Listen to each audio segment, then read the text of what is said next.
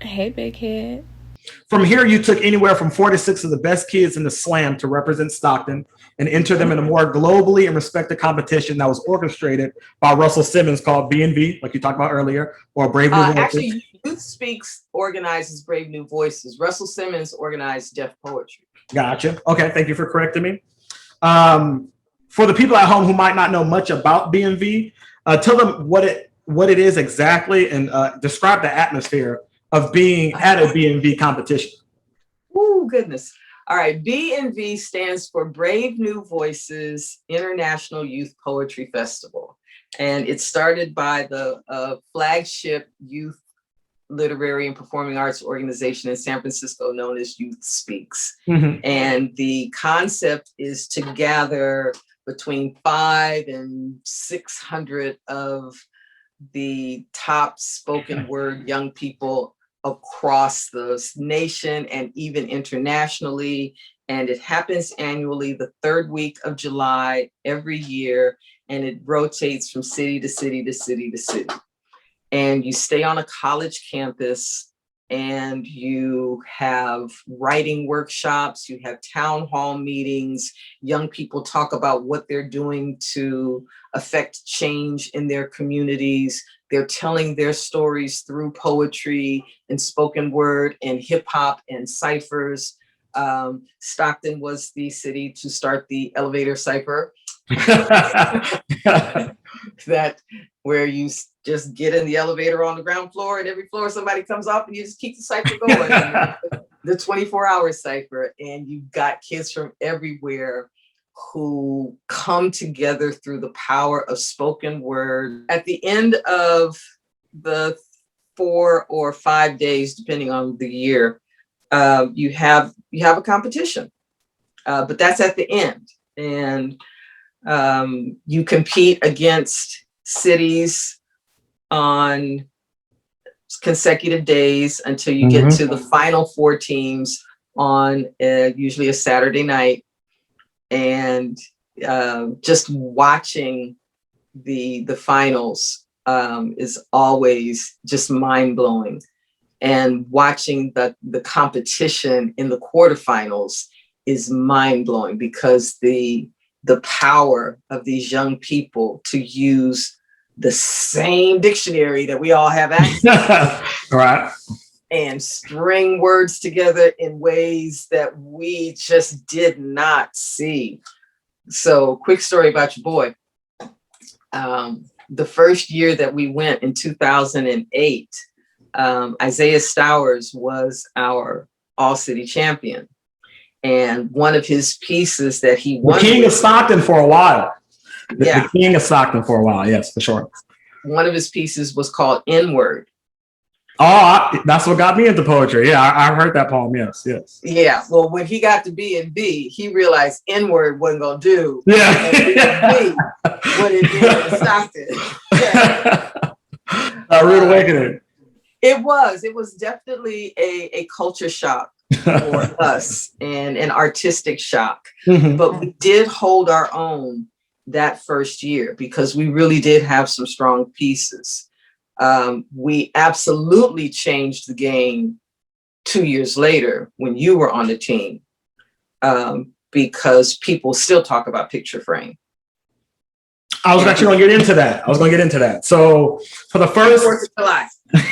So for the first few years, it was kind of hard for you guys to break the surface. I know that when I finally joined the team, a lot of people didn't even know where Stockton was. Stockton, huh? Where is Stockton, you know? And the first poem that really put us on notice was a poem called Top Ramen. Top Ramen. If from your perspective, how did this poem come about and what type of impact did it leave on BNV? Top Ramen came about as a result of the think tank that I instituted with every team, where we sit and we brainstorm. Yeah. Just a ton of ideas. Just any idea that comes to your mind is going on the board, you know? It's going on the board. Figure it out later. And even if we don't develop that into a poem this year, we still keep that in circulation. So Top Ramen came about from the original team because Mark Gavigan had said he wanted to do a poem that was a Valentine to single mothers, but he wanted to elevate some sort of everyday object. Mm-hmm. And that's how Top Ramen came to be.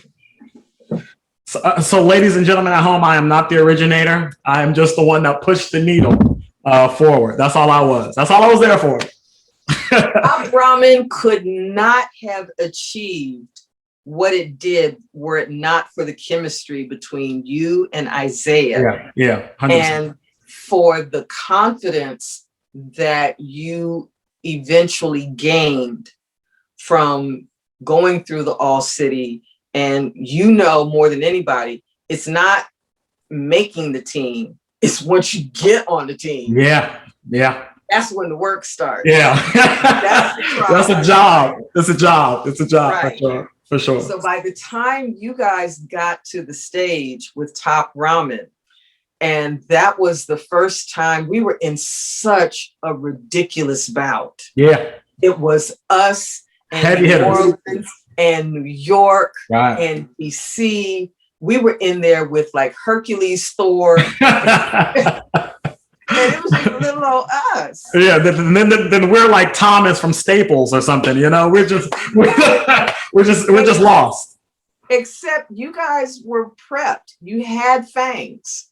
Mm-hmm. And when you got on the mic and you dropped Top Ramen, and New York lost their shit. Yeah, they liked it. Yeah, a lot. Yeah. That's how we were known that year in at BNV. They say lightning doesn't strike twice in the same spot, but in 2010 it did. Although we did barely miss the finals that year, we still was able to bless final stage with a poem called Picture Frame that you mentioned earlier. That caught the eyes of a lot of judges, and we ended up kind of making that weird in-betweener spot, but still being able to, bless the final stage, which is the biggest of stages at that competition. Also being hosted by HBO, I believe, at the time. Yeah, 2010 was the HBO year. Okay. And then like after seeing that poem, being performed on one of the biggest stages at BNV, did you feel confident that next year would be your year after seeing, how far you've come and then where you are in 2010? So here's the thing, Devontae. It was never for me about making final stage. Oh, it was for me. I know what it was for me. It was for me. I was always confident in our teams as storytellers. Mm-hmm. I was waiting for like the performance arc and commitment to catch up. Mm-hmm. But because of where we are in the Central Valley, so many opportunities came our way because of our mere participation and presence and impact at BNV. Mm-hmm. We maximized more opportunities, or just as many opportunities, just by being there as some of the teams that won. Yeah. And some of the teams that won never saw the kinds of opportunities that we've always had. Mm-hmm. And so my focus was always on, can we think originally? Can we tell original stories, and can we execute? Because if we can do that, we are gonna, I always say there's the splash and the ripple. Mm-hmm. Some teams are gonna make a big ass splash with no ripple. We made a moderate splash and ripple after ripple after ripple after ripple. And that was always my focus. And you accomplished that. And how did Picture Frame come about, and what's the story behind Picture Frame? So Picture Frame was actually another legacy concept from Ashley, because she always wanted to tell the story of, how you see those photos of families in the picture frame? She said, what if you took that photo and turned it around? What would you actually see behind it? Uh-huh. And that's how Picture Frame came about. And again, the process that we always go through, workshopping. Mm-hmm. Who are the characters? What are their stories? I still owe you an apology for all of the abuse that you took. Yeah, a lot of shirts were lost in the process of Picture Frame. A lot of ripped shirts I had to go through. Yes, but the commitment was there.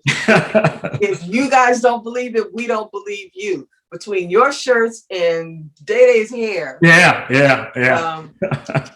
You know, I'm surprised that Demarius is as gentle a person as he is, because he was brutal to both of you. And his stature helped. You know, being a tall, dark-skinned guy, it really tied it all in. You know. But if he hadn't made his commitment, it wouldn't have worked. Everybody literally had to go in order for it to work. And then the choreography for Picture Frame came as a result of a workshop that our coach Branche and I had attended in Oakland, sponsored by Theater of the Oppressed, which was simply taking the concept of being a living statue. And how do you tell a story just by making simple adjustments in your body? And that was the concept that we brought back to Picture Frame, because it couldn't be busy. Right. And no one had seen choreography like that. I agree. And that year we actually ended up losing in the semifinals, which we should not have lost in the semifinals. Still bitter. We should have won, but hey, it happens. Especially after I saw the article online from one of the judges that said she wanted to score Stockton higher, but she was saving something for the last round. Wow. I was undone. You thought to pull out the yellow pages and find her, you know? You know, I have to be careful about this one, but because we only lost by 0.1, that made me angry. But then when we saw the team that beat us and we saw what they did on final stage, and there was a particular poem that they did that I still can't hear. Because it just makes me angry. Yeah. I hear you. No shot at Albuquerque, but we were better than you in 2010 for sure. For sure, 100%. We was better than you in 2010. So also 2011, you know, you guys also lose again in the semifinals. Although you guys had a lot of strong poems such as "This Shit Looks Deep," "Just Friends," "Ivy League," all having over 50,000 views on YouTube. In your opinion, why do you think they couldn't get over the hump that year? We ran into the Lobster Speaks, point blank. Is that, are you talking about a specific team? Denver. Are you talking about, okay, that's what I thought. Denver are good friends and mortal enemies. Because we were always coming up against Denver, and everybody knew anytime Stockton and Denver hooked up, it was going to be magic. And Ken had to change his whole set after we did "This Shit Looks Deep." Because the set that he needed to beat us was the set that he won with in finals. Okay, so we made them change their whole game plan. Yeah. Okay. And this is about where we were in with Seattle and LA. And is this the same out? Okay. Yeah. Okay. Yeah. A lot of strong poems there, for sure. And Criminal Activity, even though they like to call it Just Friends. Ivy League, they call it Ivy League. But yeah, we coined it as Criminal Activity, but you two, whoever posted it, coined it as Ivy League. But you remember, we had Criminal Activity started off as an entirely different concept than the one we took to BNV. Yes, have more people in it, different angles. Yeah, 100%. Exactly. And that's the process that I tell teams. We are going to create so much stuff in order for you to get to the essence, and we're going to leave a ton of shit on the table. Yeah. But we still have to go through the process. And it's a grind. It's a commitment. It's an effort. It's frustrating. But ultimately, you know when you have it. I teach Criminal Activity for the chemistry between you and Alyssa, because there was that moment when the audience got lost. hit. Yeah. And you two knew that there was still a whole other verse, a whole other stanza that you hadn't spit. But if you did, you were going to go over time. You didn't even look at each other. Right. You knew. Back up, bounce.